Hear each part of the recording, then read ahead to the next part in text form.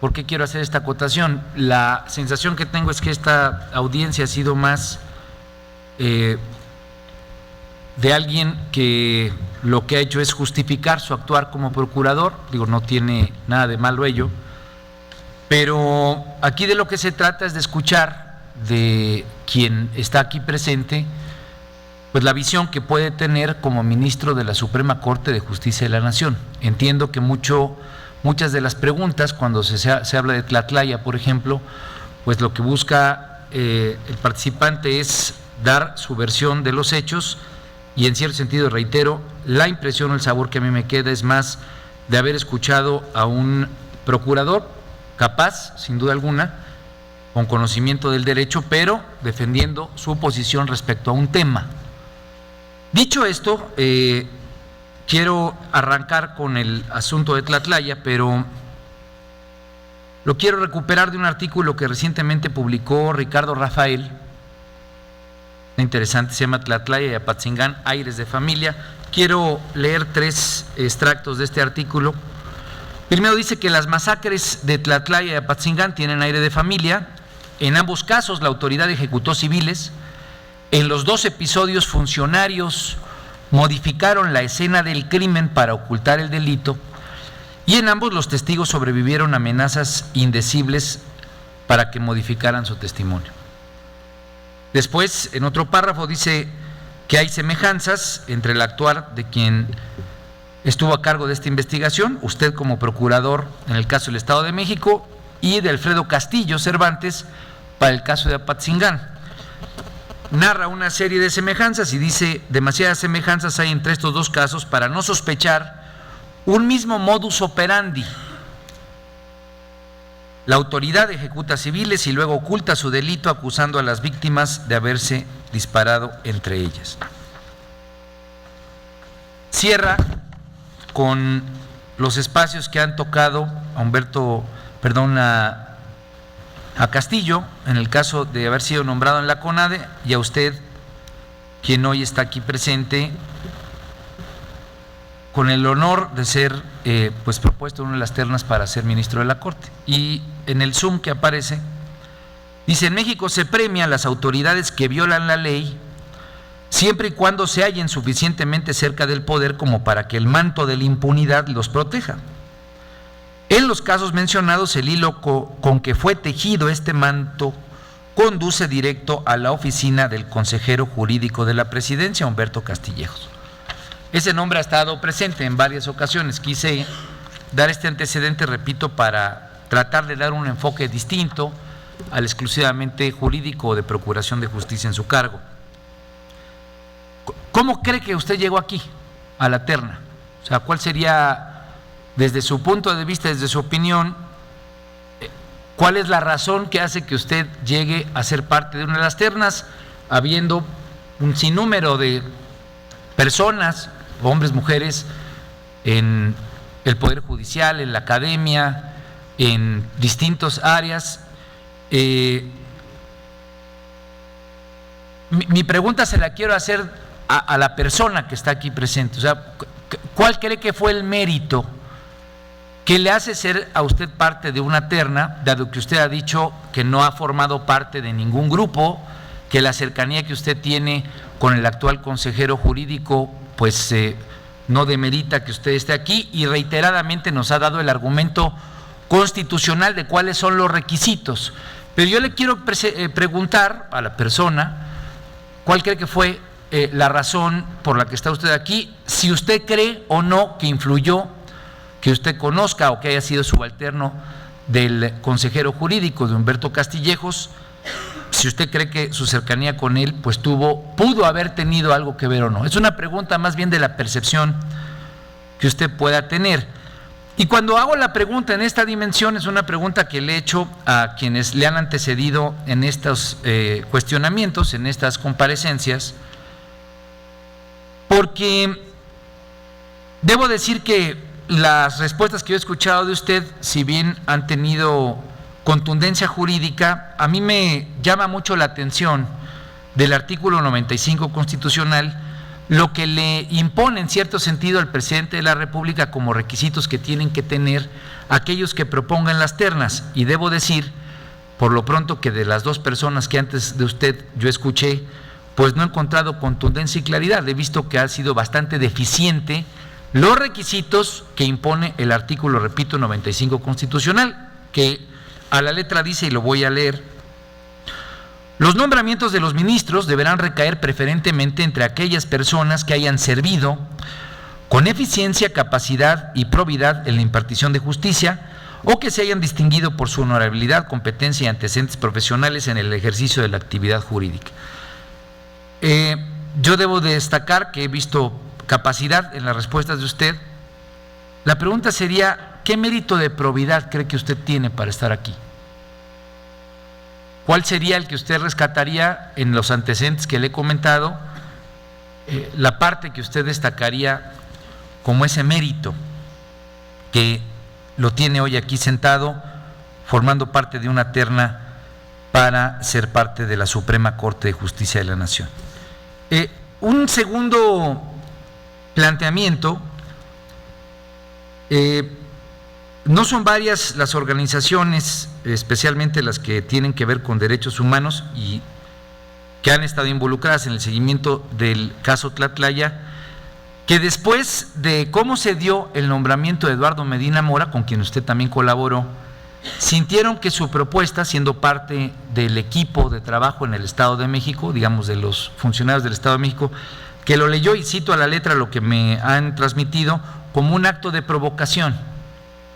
Lo dejo así para también escuchar de usted qué opina. ¿Qué opinaría de que haya gente que opina eso de esta propuesta? Reitero, con toda puntualidad, es la opinión de usted como persona la que me interesa. Más allá, han sido críticos en que en el caso de Tlatlaya, y especialmente en el Estado de México, donde hay una importante aportación, diría yo, al índice de impunidad que ha publicado recientemente México Evalúa, que hay dos temas que a estas organizaciones les preocupan: no hay procesados por la manipulación de la escena del crimen, no se ha reparado el daño. Y no quiero usar esto para que me comente en su carácter de procurador qué se ha hecho, solamente quiero, repito, ponerlo en contexto, cuál es su impresión frente a estas personas, estas organizaciones que consideran su propuesta como un acto de provocación. Me quedó una duda en el desarrollo de algunas de las respuestas que quiero ligar precisamente con esto. Usted, cuando el senador Luis Humberto, mi compañero, que ya no está aquí, contestó buscando argumentar que no ha cedido a presiones, cuando se le preguntaba sobre el gobernador o el presidente de la República, usted dijo a la letra, y si hay que reiterarlo, pues está la versión, por lo menos la videograbada. Usted dijo: cuando me han pedido el no ejercicio de la acción penal, yo no he caído a esa presión. Fue textual lo que usted dijo. Yo quisiera saber de usted con toda claridad, cuando usted dio esa respuesta, ¿en qué caso específico estaba pensando? No una generalidad esperaría yo en la respuesta, dado que no es un asunto menor, sino que pudiéramos concretarlo a un ejemplo en concreto, y si es que consta en su memoria quién fue, no solamente evidenciar la magnitud para que yo creo que es un caso que nos puede ilustrar mucho cómo funciona esta dinámica, a veces de búsqueda de impunidad por actores que son a los que se enfrentan los procuradores en las entidades federativas, sino de manera particular saber, si usted nos pone ese ejemplo, qué hizo al respecto, en el entendido de que cualquiera de estas acciones por sí misma debiera merecer de parte de la autoridad competente, en este caso usted como procurador, pues una consecuencia jurídica. Y entonces creo que el caso, dado que usted hizo el escenario en concreto, debería de permitirnos ilustrar, no solamente porque eso nos permitiría verificar realmente en qué condiciones se enfrenta el ejemplo que usted argumentó, sino cuáles fueron sus decisiones y su actuar respecto a esta búsqueda de impunidad. Eso nos permitiría, más que un caso etéreo, tener algo concreto respecto a cómo enfrenta usted este tipo de presiones. Dijo usted también, y aquí es a donde me interesa mucho puntualizar o profundizar, y esa es la visión de quien quiere o quien aspira a ser ministro de la Corte, que la Suprema Corte de Justicia puede ayudar a modificar patrones socioculturales. Lo dijo en el desempeño de sus respuestas.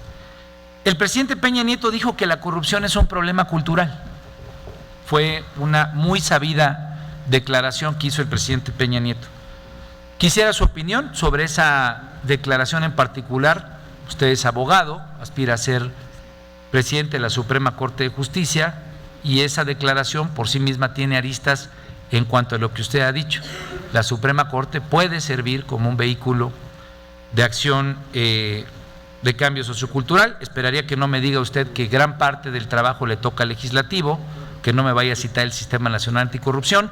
Mi pregunta es muy concreta: ¿cuál es su opinión respecto al particular en cuanto a la opinión de Enrique Peña Nieto como la corrupción como un tema cultural? ¿Qué opina de la corrupción en el Poder Judicial? ¿Cuál es su impresión sobre la misma? Si es que existe, ¿qué ha hecho frente a la misma? Especialmente en el caso del Estado de México, está conocido, vuelvo a citar la encuesta que cité ayer, el CESOP, que gran parte del problema de la corrupción en la impartición de justicia está en los tribunales estatales. ¿Qué es lo que ha hecho en concreto quien actualmente es titular de la Procuraduría de Justicia del Estado para combatir la corrupción, si es que la ha conocido o ha tenido algo que enfrentar respecto a ella? Quiero cerrar, y sé que son varias, estoy más que a su disposición de volverlas a poder, he tratado de darle un hilo conductor a las preguntas, porque en el tema de la corrupción hay un tema que tiene mucho que ver con el Estado de México, o digamos es uno de los escándalos más sabidos o más conocidos recientemente, que es el caso de OHL. El caso de OHL, que como usted seguramente se ha enterado, por lo menos mediáticamente, publicitó llamadas telefónicas entre empresarios de esa empresa, OHL México, y funcionarios del gobierno del Estado de México. Sendas pláticas se conocieron, e incluso se supo que se sembró un arma en el vehículo del abogado que habría hecho una denuncia contra esta empresa. No quiero caer otra vez en la posición específica, no quiero caer otra vez en la contestación de procuración de justicia. Sí quiero subrayarlo, senadora, porque mis preguntas estoy tratando de hacerlas concretamente. Si la respuesta va a ser sobre cómo OHL lo ha dado seguimiento, el procurador puede nutrirnos y darnos información. La intención es saber si usted como procurador de justicia no estaría impedido eventualmente, si es que usted fuera nombrado ministro de la Corte. Yo estoy convencido que el tema de OHL es uno de los ejemplos más claros de la corrupción política en nuestro país. Eventualmente, si que hoy todavía es un litigio, llega a evolucionar, hay muchas organizaciones que están hablando de ello, ¿no le haría a usted estar impedido de resolver sobre algo que tenga que ver sobre esta materia eventualmente como ministro? Estoy a sus órdenes para cualquier. Gracias, senador Ríos Peter. Tiene el uso de la voz el licenciado Gómez Sánchez para la respuesta. Siéntase, por favor, en libertad, en virtud de que es un número importante de preguntas, de si alguna no la recuerda, no la anotó, podérselo preguntar al senador Ríos Peter, por favor. Gracias, presidente. Gracias, senador Ríos Peter. En efecto, son varias cosas las que son materia objeto del cuestionamiento, y veo muy claramente que de alguna manera, a partir del artículo que usted menciona, en donde se me relaciona con el licenciado Alfredo Castillo, con relación a su vez al caso de Apatzingán, e igualmente con el licenciado Humberto Castillejos. ¿Cómo llegué a la terna? Yo estimo que llego a la terna para presentar una visión de abogado de Estado, de abogado que se ha formado, sí, precisamente en el ámbito de los poderes ejecutivos, en el Ejecutivo Federal y en el ámbito de los ejecutivos estatales. Y aquí creo que también es muy importante subrayar esa parte. La posibilidad de haber trabajado en el gobierno del Estado de México y de conocer una agencia del Ministerio Público en la práctica, en la realidad, y ver en efecto cómo se puede conducir un agente del Ministerio Público desde abajo, en la relación con la víctima, con quien viene a presentar una denuncia, en la relación con el ofendido, la forma en la cual el agente del Ministerio Público o el policía ministerial o el policía que es el que está haciendo la puesta a disposición tuerce, digamos, en algún momento la declaración con objeto de lograr tal vez, y por el tema de corrupción al que usted ha hecho referencia, y poder lograr tal vez con eso obtener probablemente algún beneficio indebido. Esta visión, creo yo, de esa agencia del Ministerio Público local, estatal, enclavada a veces en municipios de difícil acceso, en efecto, enclavada muy probablemente o en lugares de alta densidad poblacional, pero en los cuales probablemente no tenemos los recursos o capacidades suficientes para la atención del tema y que consecuentemente se presta, en efecto, a un ofrecimiento o a una solicitud de una dádiva indebida. Esa es la visión que creo me ha incorporado en la terna. Ese es el planteamiento. Si vemos las ternas de... hay una terna del Poder Judicial de magistradas, una magistrada, entiendo, es del Tribunal Superior de Justicia del Distrito Federal, y 2 magistradas del Poder Judicial de la Federación, y otra terna que está construida con abogados que hemos estado en el servicio público, en el ámbito del Ejecutivo Federal, durante mucho tiempo. Esa es la lógica que yo veo en la construcción de la terna. Eso es lo que me hace llegar ahí. Por supuesto, también, sin duda, creo yo, mi capacidad, he empujado porque así sea, mi trayectoria en el servicio público, y eso es lo que me da la impresión que me lleva ahí. Ahora, ¿pudo haber influido o no el consejero jurídico? Mire, señor senador, muy respetuosamente, quien tramita, la oficina que tramita jurídicamente las propuestas de designación que el Ejecutivo Federal presenta al Senado de la República, no solamente esta, todas, ese es el consejero jurídico del Ejecutivo Federal. No tendría yo más a poder contestarle, digamos, a ese respecto, si el consejero jurídico fue a ver al señor presidente de la República, o si Alfredo Castillo fue a ver al señor presidente de la República, no lo sé. Eso realmente lo desconozco. En cuanto al mérito de probidad en la impartición de justicia, bueno, no podría yo señalarlo en la impartición de justicia, sino en la procuración de justicia, insisto, porque no he estado yo en el Poder Judicial. Yo lo calificaría como empujar, senador, como encontrar nuevos caminos, novedosos, tratar de ver las cosas desde un ángulo, desde un punto de vista distinto. Por supuesto, siempre en beneficio de, en mi caso, como bajo la óptica de procurador, finalmente no puedo desligarme de ello, en beneficio de las víctimas. En muchas ocasiones, ver una víctima que no ha podido ser satisfecha en el justo reclamo que está llevando a cabo, y a veces simple y llanamente decirle, señor senador, que un gracias en efecto de una víctima de secuestro, y ya afortunadamente he tenido oportunidad de vivirlo. Sin duda alguna, como procurador tenemos reclamos, y no solamente la mía, sino todas las procuradurías, todos los días, de diversas formas, de diversas maneras, pero un gracias es suficiente para empujar y seguir adelante. Ahora, encontrar mecanismos novedosos. En el tema, por ejemplo, de violencia de género, uno de los aspectos que estamos estudiando es la posibilidad de encontrar nuevos mecanismos para la búsqueda y localización de cadáveres. Estamos trabajando el antemortem, el postmortem, y diversos esquemas que queremos que nos lleven precisamente a lo que se está buscando, aunque no tengamos denuncia, aunque no haya una víctima específica que me esté diciendo desapareció tal o cual persona. Iniciemos nosotros, empujemos nosotros, vayamos a buscar. hagamos, por poner un ejemplo, un programa que estamos por echar a volar en la Procuraduría, un esquema de exhumación controlada en fosas, en las fosas públicas, bueno, las fosas, no señor senador, no las clandestinas, las fosas comunes, así es. ¿Por qué? Porque eso nos va a llevar, evidentemente, nos puede llevar a resolver muchos casos de personas desaparecidas, y no necesito una carpeta de investigación específica para hacerlo. Vamos a intentar caminos nuevos.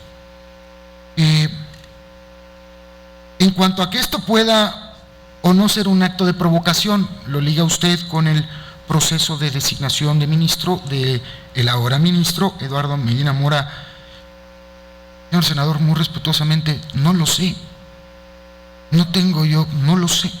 No tengo conocimiento alguno de que esto pueda significar ello, o conocimiento en que pueda o que se haya hecho con alguna otra intención.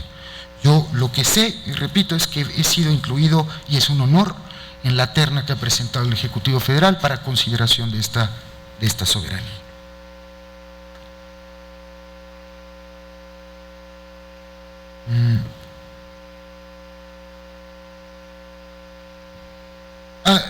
Nuevamente me ha hecho referencia al que los críticos señalan los dos procesados por manipulación, y que la reparación del daño no se ha llevado a cabo. Es correcto, senador, mire, ya lo había yo comentado, no se ha llevado a cabo por los inconvenientes jurídicos en el proceso de la ley que hemos tenido. Sin embargo, al haberse aceptado la recomendación de la Comisión Nacional de Derechos Humanos, no solamente se acepta la necesidad de investigar para presentar las cosas ante la autoridad que debe resolver, que es la judicial, sino se acepta esa violación de derechos fundamentales y que consecuentemente nos lleva a la reparación integral que debamos llevar a cabo. Y en eso se está trabajando. Le confieso que respecto del caso de dos de estas mujeres, precisamente aquellas que en un momento fueron consignadas, hemos podido tener acercamiento con ellas para la prestación de asistencia, de protección, de servicios médicos, de lo que importa, digamos, de alguna manera, la reparación integral. En el caso de la otra víctima no hemos tenido oportunidad, no ha querido ella presentarse, digamos, para esos efectos o para recibir las atenciones que corresponden en los términos de ley. No ceder a presiones, cuando me han pedido el no ejercicio de la acción penal, no me refería ni al presidente ni al gobernador, que ellos me hubiesen solicitado en algún momento una situación así, o cuando han pedido el no ejercicio de la acción penal, como cualquier persona que dentro de un proceso penal o dentro de un procedimiento penal le pide al Ministerio Público, dicta el no ejercicio de la acción penal por las consideraciones A, B, C, Y, etcétera, etcétera. Ahora, que ha habido casos en que he tenido, por ejemplo, alguna organización social que va a presionar, pues porque cierra las calles, porque va a hacer una protesta, por algún otro tema, digamos, diverso, por cualquier razón, y pide el no ejercicio de la acción penal, aunque sea fuera de lo que es el presentarse ante la gente del Ministerio Público, no he cedido a esa presión. Sin duda alguna hay que ser prudentes en las medidas cautelares que se tienen que pedir, que solicitar, que llevar a cabo en el marco de la ley. Por supuesto, tratar de afectar lo menos posible a terceros o a los demás. Cuando una Procuraduría llega a ejecutar una orden de aprehensión en un lugar en el que sabemos que puede haber eventualmente una oposición por parte de la comunidad y no tomamos las previsiones del caso, podemos generar una situación mucho más complicada de lo que es simple y llanamente ejecutar una orden de aprehensión. Esa es la prudencia a que me refiero. Corrupción es un problema cultural. Yo creo que es un ingrediente, por supuesto. Me da la impresión que lo señalado por el Ejecutivo Federal es correcto en esa parte. Sí hay un tema cultural en la parte de, digamos, de las expresiones de corrupción. Ahora, la corrupción es multifactorial. En el Poder Judicial o en las instituciones de procuración de justicia. Uno se refiere, por supuesto, al tema de las prestaciones y de los salarios. Y aquí tal vez, si ustedes me permiten, valga la pena, y sí tal vez regresando, señor senador, sí, muy respetuosamente, a mi visión como procurador, de alguna manera. En las carreras judiciales tenemos un salario y una serie de prestaciones que no pueden ser disminuidas respecto al funcionario judicial para efectos de garantizar precisamente su independencia, su objetividad dentro de ese marco. En las procuradurías no se ha logrado esto. Se ha intentado llegar a un sistema de carrera judicial para agentes, ministerial para agentes del Ministerio Público, para elementos de la Policía Ministerial, para peritos, pero muy respetuosamente, y quiero ponernos de alguna forma en la realidad práctica. El salario de un agente del Ministerio Público, y un agente del Ministerio Público es aquel que tiene la potestad constitucional de solicitar una orden de aprehensión, de ejercitar la acción penal, de formular una acusación. Él no tiene las mismas prestaciones y las mismas garantías que se han logrado ya obtener en el sistema de carrera judicial. Veíamos hace un momento también el tema de la ley como factor detonante de alguna manera, yo diría la norma jurídica como factor detonante para el tema de corrupción. Si no tenemos un protocolo que guíe, que oriente la actuación específica de los servidores públicos, se abren espacios que el servidor público llena. Y el servidor público responsable lo va a llenar para bien y en ejercicio de sus funciones, y el servidor público que no lo sea lo va a llenar para otros aspectos. Corrupción en el caso de OHL, que si se sembró el arma, o no, bueno, la siembra del arma en efecto es un tema que ya, según entiendo, se está atendiendo por la Procuraduría General de la República. Ahora, le señalo, señor senador, que a mí no me ha llegado el tema en el ámbito de Procuración de Justicia. No se ha presentado formalmente una denuncia, sea por la Auditoría Superior de la Federación, del Estado de México, sea por la Auditoría Superior de la Federación, sea por cualquiera de las partes a este respecto. Y se trata en todo caso los hechos, lo que he podido dar seguimiento en relación con los hechos, es que se trata de asuntos de carácter patrimonial. Luego entonces sí requieren la presentación, el interés de la parte reclamante de presentar la denuncia o la querella correspondiente y del impulso procesal que a este tipo de asuntos se le debe dar. En todo caso, si llego yo a ministro de la Suprema Corte a virtud de lo que disponga esta soberanía y el asunto de OHL por cualquier causa llegase a mi conocimiento en ese carácter, pues tendría que evaluar específicamente los puntos claros que establece la ley o que establezca el orden jurídico en ese momento para determinar sobre la excusa correspondiente. Señor senador, estoy a sus órdenes. Por favor. Muchas gracias. Bueno, precisamente lo bueno de este ejercicio es que ante la respuesta siempre surgen más preguntas. La primera es cuando usted comenta, quiero oír su opinión como abogado.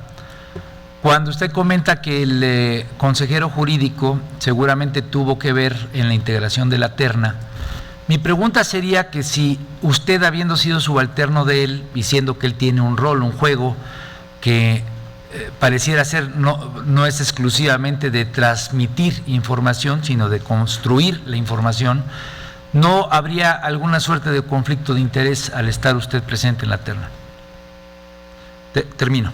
Esa sería una de las preguntas, porque es ahí donde precisamente se genera esta percepción de cercanía y obviamente de involucramiento del titular del Poder Ejecutivo a través del consejero de la Presidencia en su nombramiento. Segundo, no entendí cuál era y disculpe porque fue un poco escueto, ¿cuál era el mérito de probidad que usted tiene o cuál es el que rescata usted como mérito de probidad? Porque como se fue por planteamientos muy generales, regularmente en el currículum no puede uno poner méritos específicos, pero creo que es digno saber por lo menos en su memoria cuáles son 2 o 3 que usted crea que son méritos de probidad que lo tienen usted aquí el día de hoy. Y estoy citando porque dice eficiencia, capacidad y probidad. Yo he identificado en usted eficiencia y capacidad. No es que no he identificado el otro, quisiera que usted me dijera cuáles son, por eso es la pregunta, para que no se sienta que lo estoy agrediendo.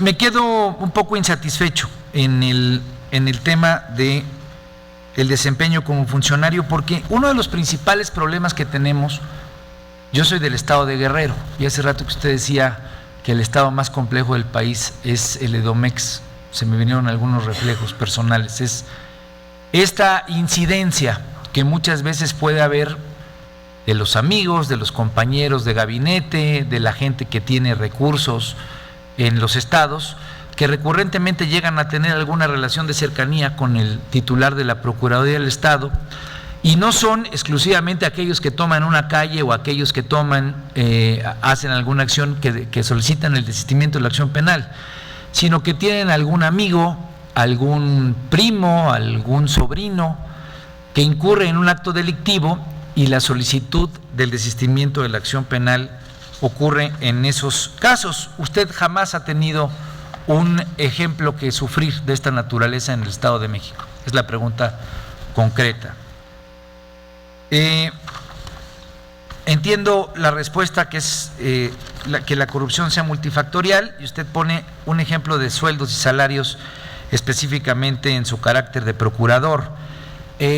No quisiera quedarme con la impresión de un diagnóstico, sino escuchar de usted qué acciones, ahí sí, encargado de la función pública, ha llevado a la práctica para combatir esa corrupción, la que usted ejemplificó. Pero la pregunta que yo hacía era, en su carácter de procurador, ¿qué hechos de corrupción ha conocido frente al Poder Judicial? Esa no ha encontrado respuesta por el momento, pero me ayuda a ampliar la solicitud de información. ¿Qué ha hecho en el diagnóstico que usted nos ha comentado? Obviamente, ¿qué resultados ha tenido lo que usted ha hecho? Pero la pregunta original que no he encontrado respuesta es, ¿qué tipo de corrupción ha encontrado en el Poder Judicial como procurador en el caso del Estado de México? O en el caso del país. No solamente estoy subrayando el tema porque usted se puso en la contestación como procurador, pero la pregunta es en el Poder Judicial. Serían las preguntas que yo quisiera hacer. Si pues no quedan correspondidas, pues entraríamos a la siguiente batería. Muchas gracias. Gracias, senador. Por favor. Gracias, senador. Como lo he señalado y reitero, creo que en relación con lo que tiene que ver con la Consejería Jurídica del Ejecutivo Federal, insisto simple y llanamente en que los nombramientos que presente y que somete el Ejecutivo Federal a consideración del Senado de la República se tramitan en la Consejería Jurídica del Ejecutivo Federal. Ese es básicamente lo que puedo decir con relación a ese tema. No veo que haya un conflicto de interés. O sea, ¿cuál es el objeto de tramitar, digamos, un nombramiento? Es el Ejecutivo Federal quien propone el nombramiento. A él es el que recae la función, la facultad constitucional. Él propone el nombramiento al Senado de la República. Y el Senado de la República es quien decide. Ahora, en la Consejería Jurídica se integra el expediente.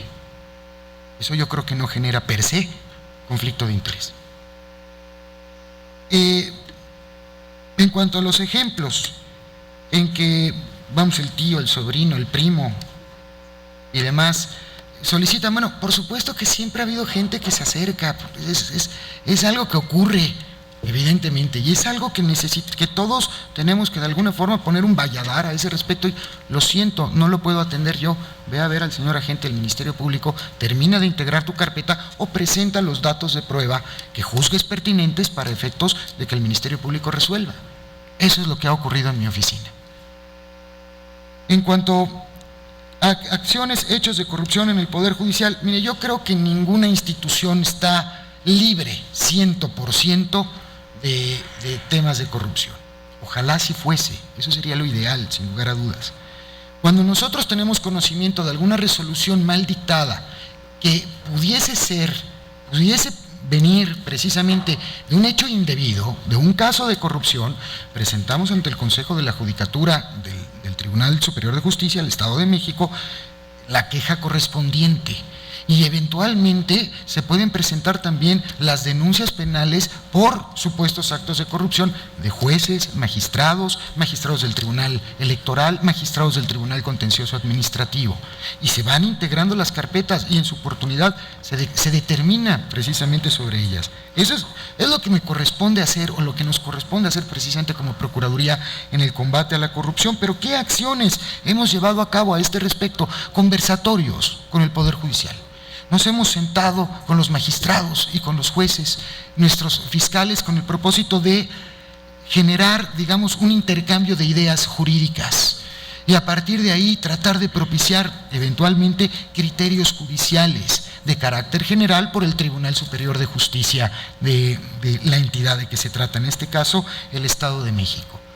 Por supuesto que es una forma de colaboración igualmente. ¿Cómo podemos interpretar la jurisprudencia de la Corte para aplicarla a nuestros casos concretos?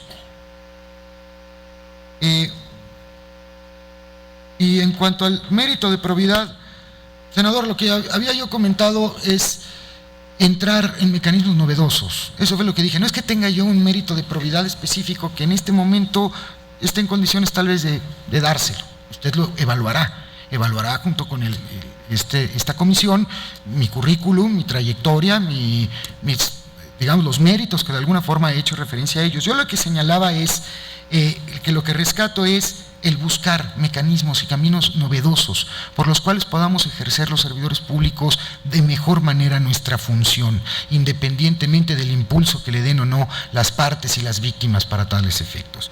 Ese es el mérito que yo pongo, digamos, sobre la mesa. Espero, señor senador, haberle dado respuesta. Muchas gracias.